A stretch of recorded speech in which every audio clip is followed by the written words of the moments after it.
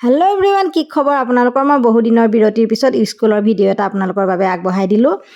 বহুত ব্যস্ত হৈ আছিলোঁ গুণোৎসৱকৈ ফাইনেলি আজিৰ দিনটো আহি পাই গ'ল। আমাৰ গুণোৎসৱৰ আজি 20 তাৰিখ, প্ৰথম দিনটোতে আমাৰ বিদ্যালয়ত আছিলে। সেয়া তাৰ বাবে আমি সাজু হৈ আছোঁ। মাতৃ গোটৰ সদস্যৰ পৰা ধৰি গাৰ্জেনসকল সকলোৱে এনেদৰে ৰৈ আছিলোঁ। যিহেতু আমাৰ বিদ্যালয়খন হাইৱেৰ পৰা 5 কিলোমিটাৰমান ভিতৰত, 5-7 কিলোমিটাৰ, সেয়েহে বাইদেৱে তেখেতসকলক ৰাস্তাৰ যোগাযোগৰ ব্যৱস্থা কৰি আছিলে। তেনেতে বাইদেৱে ভাবিলে আমি ফটো মাৰি আছোঁ বুলি ফটো উঠিবৰ কাৰণে আহি গ'ল। অৱশ্যে ল'ৰা এজনে ভিডিঅ'হে কৰি আছিলে। বাৰু যি কি নহওক, গুণোৎসৱ মানে গুণৰ উৎসৱ নহয়নে?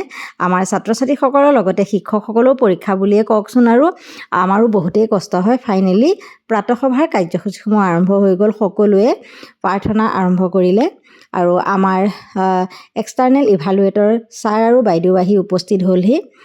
আশা কৰিছোঁ আমাৰ আজি গুণোৎসৱ সুকলমে পাৰ হ'ব আৰু আমাক এই ক্ষেত্ৰত আমাৰ ৰান্ধনীসকল বা সকলো মাতৃ গোটৰ সদস্যৰ পৰা ধৰি সকলো আমাৰ চতুৰ্থ বৰ্গৰ কৰ্মচাৰী পাতি সকলোখিনিয়ে যথেষ্ট সহায় কৰিছে। ফাইনেলি ভালে কুশলে আমাৰ আজি গুণোৎসৱটো সম্পূৰ্ণ হৈছেই। এতিয়া 6টামানেই বাজিলে। আমাৰ বিদ্যালয়ত যিহেতু 300তকৈ অধিক ছাত্ৰ ছাত্ৰী আছে, অলপ দেৰি হৈছে বাৰু। এতিয়া বাইদেউহঁতে সেইবাবে সকলোবিলাক যা যোগাৰ কৰি আছে। আমি চাওঁ এতিয়া কি হয় আৰু।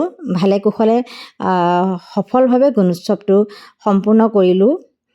আশা কৰিছোঁ এতিয়া ৰিজাল্ট কি হয় আৰু চাওঁ। বাই।